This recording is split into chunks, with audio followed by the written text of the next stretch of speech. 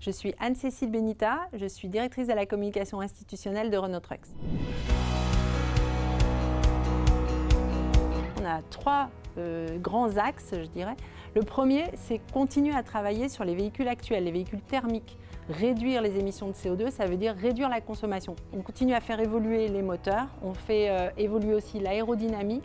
Le deuxième axe, c'est l'électrique. On a choisi l'électrique pour décarboner. C'est vraiment le cœur de notre stratégie de la décarbonation. On a, dès 2010, vendu nos premiers camions électriques et depuis 2020, on les produit en série dans nos usines. On a une offre complète, toute une gamme du vélo cargo aux 44 tonnes, ce qui veut dire qu'on couvre quasi tous les besoins de nos clients en transport, en solutions de transport. Le troisième axe, c'est l'économie circulaire. On a une approche circulaire qui part, je dirais, de la fin de vie du camion. Depuis des années, on fait ça dans notre usine de Limoges.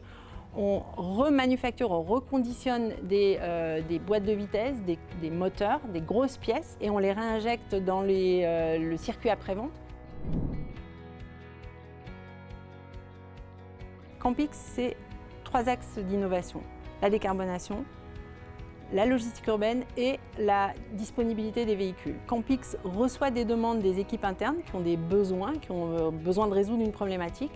Elle va identifier des startups qui pourraient apporter des solutions, comme par exemple récemment ils ont participé à Vivatech. Ils vont aller identifier les bonnes startups, mise en relation, partenariat signé et ils commencent à collaborer, à travailler ensemble dans une logique gagnante-gagnante. C'est-à-dire que nous, on va en retirer, on va apprendre énormément de ces startups.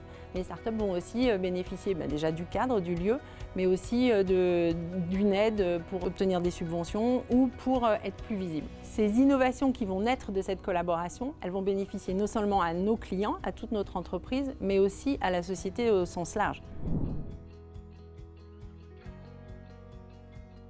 En travaillant avec des startups, on apprend d'elles, on modifie notre façon de travailler et on applique finalement les méthodes des startups.